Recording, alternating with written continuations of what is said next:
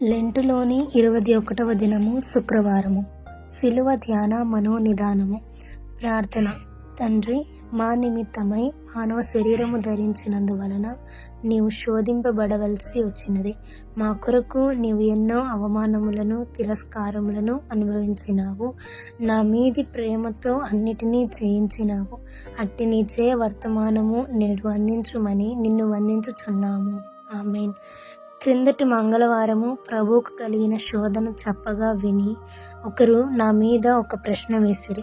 ప్రభువు శ్రమకాలమునకును ఈ శోధనకును ఏమి సంబంధం ఉన్నదని అడిగిరి.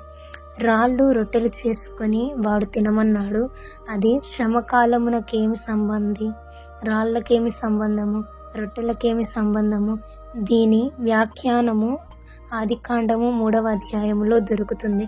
ఇప్పుడు అది వివరించడానికి సాతాను ప్రభువును శోధించిన వాక్యము, అక్కడ హవ్వను శోధించిన వాక్యము ఇక్కడ వ్రాస్తాను. అది మత్తయి 4వ అధ్యాయంలో ఉంది. నీవు దేవుని కుమారుడవైతే వాడు హవ్వనెట్లు శోధించెను అయితే అనేదే శోధన. నీవు దేవుని కుమారుడవైతే అన్నప్పుడు నేను కుమారుడను కానా అనవలసింది. అయితే అనేది గొప్ప శోధన. ఇక్కడ ప్రభువులో సందేహం పుట్టించాలని వాడు అనుకున్నాడు. అయితే ప్రభు సందేహములో పడలేదు.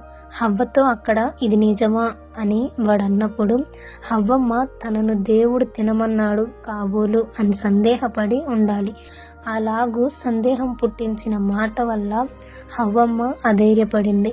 ఈ సందేహపరిచే మాటను ప్రభువు జయించెను. సర్పము భూజంతువులన్నిటిలో యుక్తి గలదని ఉన్నది కదా. సర్పము యుక్తి గలదై శోధించుటకై వచ్చెను. ప్రభువు మరొక యుక్తి కలిగిన వాడే సాతానును జయించెను. యేసు ప్రభువు జవాబు చెప్పకుండా ఉండడమే యుక్తి. ఇది హవ్వమ్మకు తెలియలేదు. హవ్వ పడింది. హవ్వ ఎటువంటి పరిశుద్ధతలో ఉందో యేసు ప్రభువు కూడా అదే పరిశుద్ధతలో ఉన్నాడు. స్త్రీ గర్భములో, కన్యక గర్భములో పుట్టినందున అసలు స్త్రీకున్న పరిశుద్ధత, పవిత్రత ఆయనకుంది. ఆ స్త్రీకి పరిశుద్ధత ఉంది. ఆ స్త్రీని తన పోలిక చొప్పున చేసినందున ఆ దైవత్వము ఆ స్త్రీలో ఉంది. పరిశుద్ధ శరీరమును, దైవత్వమును ఆ మొదటి స్త్రీలో ఉంది. ఆ పరిశుద్ధ శరీరమును, దైవత్వమును కలిగి రావాలి కనుక అదే వరుసలో యేసు ప్రభువు వచ్చి జయించిన అదే జయము. ఆయన దేవుడై వచ్చి జయించిన అది జయము కాదు. ఇప్పుడు ప్రభువు హవ్వ సందేహించినట్లుగా సందేహించిన ఎడల అగాధములోకి దిగినట్లే. అయితే యేసు ప్రభువు దృష్టి, ఆయన మనోనిదానము తన పరిశుద్ధ శరీరము మీద ఉన్నది. తనలో ఉన్న పరిశుద్ధమైన పవిత్రత మీద ఉన్నది. ఇప్పుడు ప్రభువు హవ్వమ్మ ఇచ్చిన పరిశుద్ధ శరీరముతో హవ్వమ్మకు తాను ఎంత పరిశుద్ధ శరీరం ఇచ్చానో అంత పరిశుద్ధతతోనే జయించెను.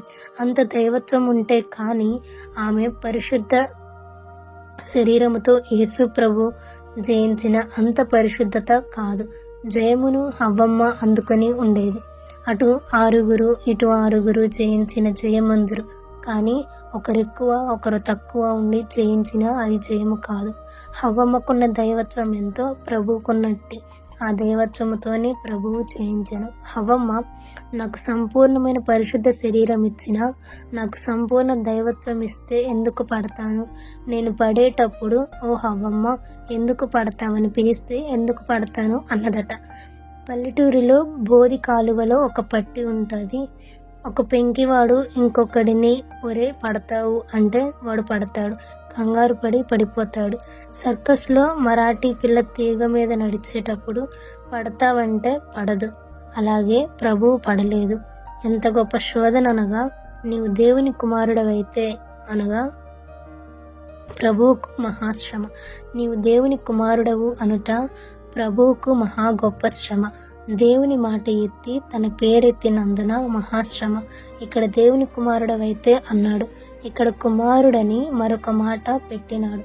ప్రభువు దగ్గర ఉన్న శోధనలో ఏముందనగా, ఏమండోయ్ మీరు చాలా మంచివారు, ధర్మకర్త అన్నట్లున్నది. అనగా ఇది దగానా లేక సాక్ష్యమా? ఇక్కడ ప్రభువును వాడు శోధించినప్పుడు, దేవుని మాటను తుడుపు పెట్ట తలంచినప్పుడు, అవతారము గల కుమారుని దగ్గర పేరెత్తినందున తానే అక్కడ నిలబడ్డాడు. ముందు సర్పములాగా వాడు వచ్చినాడు, సర్పమైనందున హవ్వమ్మ గుర్తించలేదు. ఇక్కడ ఆయన దేవుని కుమారుడు అయినప్పటికీ దేవుని కుమారుడని సైతాను వలననే తెలిసింది మనకు. మనిషి కుమారుని కంటే దేవుని కుమారుడే గొప్ప. ఈ సంగతెత్తి ఆదాము హవ్వల దగ్గర దేవుడనేది తుడుపు పెట్టినందున ఇక్కడ తానే నిలబడ్డాడు. అది నిజమా అని అక్కడ అడిగాడు గనుక ఇది దగ. మార్కు 1వ అధ్యాయంలో నీవు దేవుని కుమారుడవు అన్నాడు. అక్కడ ప్రభువు నోరు ముయ్యి అన్నాడు. ఇప్పుడు ఇక్కడ హేళనగా అన్నాడు. మత్తయిలో దేవుడనేది తుడుపు పెట్టి అదే సాతానే నిలబడింది. ఇక్కడ కుమారుడు అనేది తుడుపు పెట్టి అదే నిలబడింది. యెషయాలో ఆ దేవుడు సింహాసనము మీద కూర్చున్నాడు, అది వాడు చూచాడు. నేను అక్కడ కూర్చుండకూడదా అనుకున్నాడు. అక్కడ తానే ఉండాలనుకున్నందున వాడు పడిపోయాడు. ప్రభువుకైతే మనోనిదానం ఉంది. నేను దేవుని కుమారుడను, వీడు సైతాను అనుకున్నాడు. అందుకే ఆయన పడలేదు. అందుకే ప్రార్థనా మెట్లలో మనోనిదానము మొదటిది. ఆయన కన్నులలో నేను దేవుడను, ఆయన చూపులో ఇది దెయ్యము అని ఉంది. నేను దేవుడనని ఆయనకు ఉన్నది గనుక ఇక్కడ శ్రమకాలములో 2 శోధనలు ఉన్నవి.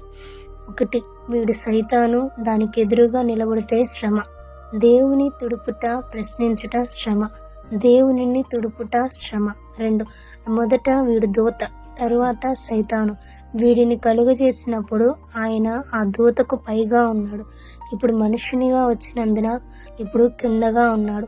పిలాతును పుట్టించిన వాడు యేసు ప్రభువు. తనకు తీర్పు చేసిన వాడు తాను పుట్టించిన మనిషి. కాబట్టి ప్రభువు ఇవన్నీ చూచెను.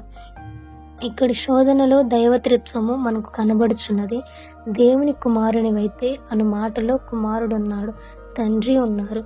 ఇక పరిశుద్ధాత్మ ఏరి? ఆయన ఆత్మచేత అరణ్యమునకు కొనిపోబడెను. తండ్రి, కుమార, పరిశుద్ధాత్మ ఇక్కడున్నారు.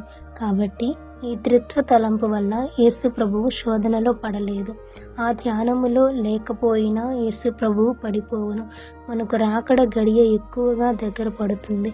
మనకు ధ్యాన కూటములు, బైబిల్ తరగతులు, వీధిలో ప్రసంగాలు, ఆదివారపు బడులు, కుటుంబ ప్రార్థనలు చాలవు.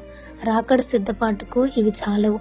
క్రైస్తవ జీవనమునకు అనగా రక్షణకు సరిపోవును. రాకడకు సిద్ధపడుట కొరకు ప్రత్యేకించుకొని కనిపెట్టుట అవసరము. యేసు ప్రభువు మొదలుకొని ఈ 2000 సంవత్సరాలలోకి చేరిన భక్తులు మోక్షంలోనికి వెళ్ళిరి. కానీ ప్రభువు వచ్చే గడియలో ఆయనను ఎదుర్కొనుటకు తగిన స్థితిలో లేరు. అబ్రహాము, ఇస్సాకు మొదలైన వారు వెళ్ళిపోయిరు కనుక రాకడకు ప్రత్యేకమైన ఉపవాస కార్యము అవసరము. యేసు ప్రభువు ఉపవాసము చేసిరి, ఏలియా చేసిరి, అంతకుముందు మోషే చేసిరి. మోషే 40 దినములు, ఇంకొక 40 దినములు ఉపవాసం ఉండి తండ్రి, కుమార, పరిశుద్ధాత్మని చూచినందున, దేవుని ధ్యానములో ఉన్నందున చూపు, వినికిడి, శరీర బలము తగ్గలేదు. ఈ 80 దినములు మోషే ఏమీ తినలేదు కానీ త్రిత్వ దేవుని తలంపులో ఉండిరి. అయ్యగారు లోదరుగిరిలో ఉన్నప్పుడు ధ్యానములో పెట్టగా అందరూ మోకాళ్ళ మీద ఉండిరి. అప్పుడు అయ్యగారు, మీరు జాగ్రత్తగా యేసు ప్రభువు తలంపు మీదనే ఉండండి అని చెప్పిరి. ఇంతలో ఒక పిల్లవాడు, అయ్యా, స్టోరులో ఉప్పు లేదని గట్టిగా చెప్పగా అందరికీ వినబడి ధ్యానము చెడిపోయినది. అలాగే మనము ధ్యానించుచుండగా సైతాను వచ్చి మన ధ్యానము చెడగొట్టును గనుక జాగ్రత్త. ఇలాగూ ఏకదృష్టితో సైతాను పుట్టించే శోధన వైపు చూడక జయించిన ప్రభువు వైపు చూచుచు సాగి వెళ్ళు కృప ప్రభువు మీకు దయచేయును గాక. ఆమేన్.